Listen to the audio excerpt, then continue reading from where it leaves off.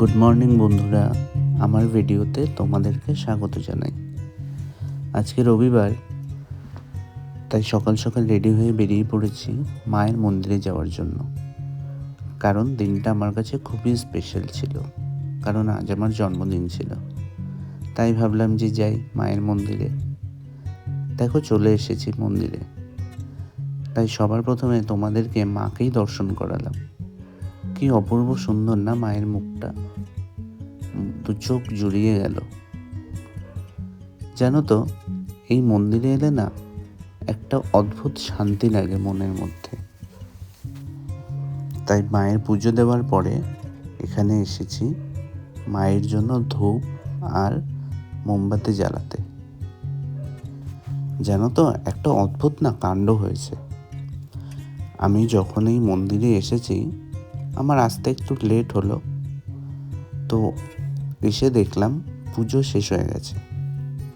তো ঠাকুরমশাই বলছেন এখন তো আর পুজো হবে না, পুজো দিতে গেলে আবার সেই সন্ধেবেলায় আসতে হবে 6টার সময়। তো আমি ঠাকুরমশাইকে বললাম, আমি তো অনেক দূর থেকে এসেছি, একটু যদি আমার পুজোটা করে দিতেন খুব ভালো হতো। তো ঠাকুরমশাই তখন আমার কথা শুনে বললেন যে ঠিক আছে, তাহলে তুমি তোমার পুজোর ডালিটা নিয়ে আসো, আমি পুজো করে দিচ্ছি। তারপরে উনি ভেতর থেকে গিয়ে একদম মায়ের পায়ে ছুঁয়ে আমার পুজোটা করিয়ে দিলেন। সত্যি তখন না মনটা খুব শান্তি লাগলো। কারণ তোমরাই বলো না, আজকে আমার জন্মদিন ছিল, আমি একটা আশা নিয়ে মায়ের কাছে গেলাম পুজো দিতে। তারপর গিয়ে যদি শুনি পুজোটা শেষ হয়ে গেছে, তখন মনটা খারাপ হয়ে যাবে না? তো জানো তো, কথায় আছে মা কাউকে ফেরায় না খালি হাতে। তো দেখো আজকে আমাকেও ফেরায়নি কিন্তু খালি হাতে, আমার পুজোটা ঠিক নিয়েছে। আর মন্দিরটা দেখো কত বড়, কত সুন্দর। এখানে দেখো রয়েছে একটা ভোলে বাবার মূর্তি, তার পাশে রয়েছে আরও একটা ভোলে বাবার মূর্তি। ওই যে দেখো কি অপূর্ব এই মন্দিরটা। আর তার পাশে রয়েছে মা মনসা দেবীর একটা মূর্তি, যেখানে ঠাকুরমশাই পুজো করছেন। খুব ভালো লাগে এই মন্দিরটা দেখতে আমার। যদিও আমার বাড়ি থেকে বেশি দূর নয়। তো হয়ে গেছে পুজো দেওয়া, এবার ফিরে চলেছি বাড়ির পথে। সামনে রয়েছে আমার ভাগ্নি, আর যে বাইকটা চালাচ্ছে সেটা হলো আমার বাবা। আমরা তিনজনে মিলেই গেছিলাম। চলে এসেছি বাড়িতে। আসার পরে একটা ছোট্টখাট্টো সেলিব্রেশনের আয়োজন করা হয়েছিল। ইনি হলেন আমার মা, যিনি আশীর্বাদ করছেন। মায়ের আশীর্বাদ তো সন্তানের সাথে সবসময় থাকে, তাই না বলো? এটা তো আর নতুন করে কিছু বলার নেই। তবুও জন্মদিন বলে কথা, মায়ের আশীর্বাদ তো একটু আলাদাই হয়, তাই না? ওখানে দাঁড়িয়ে রয়েছেন আমার মাসি, যিনি চলে গেলেন।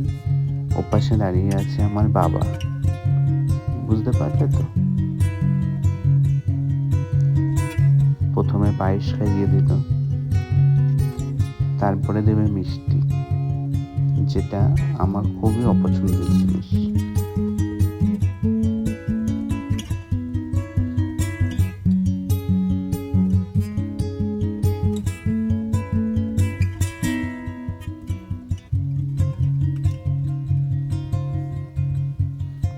আর ওই যে ওপাশে দেখছো ছোট্ট বাচ্চাটা, ওটা হলো আমার ভাইপো।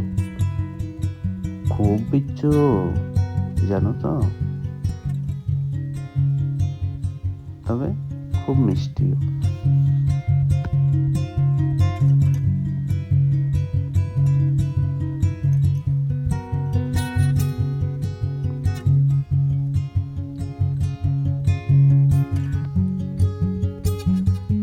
সেদিন এতটাই মিষ্টি খেয়েছিলাম যে পরে আমার আর খাওয়ারই ইচ্ছা ছিল না।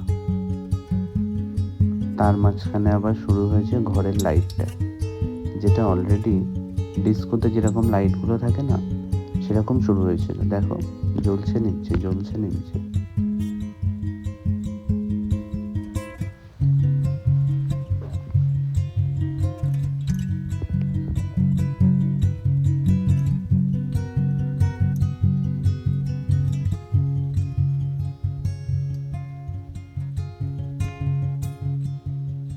এবার আশীর্বাদ করছে আমার মাসিমণি।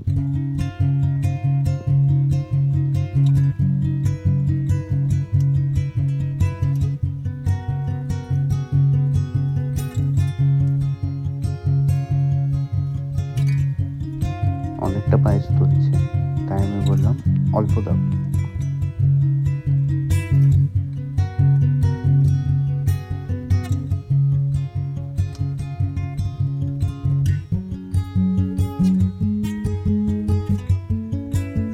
তবে মিষ্টিটা খুবই সুন্দর ছিল।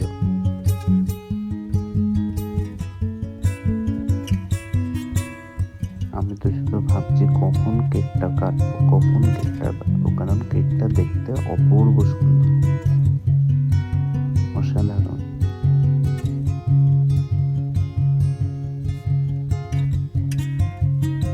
এইবারে কেক কাটার পালা।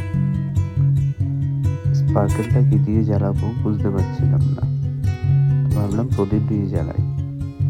তারপর ভাবলাম যে না, প্রদীপ দিয়ে জ্বালালে তেলটা পড়ে যাবে। তারপর পাশে একটা স্টিক মোমবাতি ছিল, সেটা দিয়েই জ্বালালাম। তো দেখো, আগুনের ফুলকিটা আরেকটু হলে আমার চোখে লাগতো, একটুর জন্য বেঁচে গেল।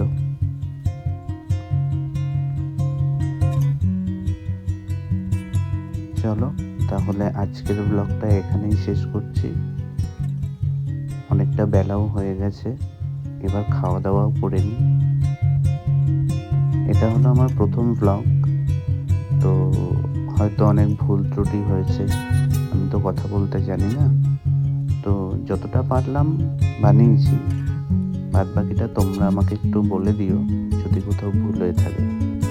আর ভালো লাগলে একটা লাইক কমেন্ট করে পাশে থেকো।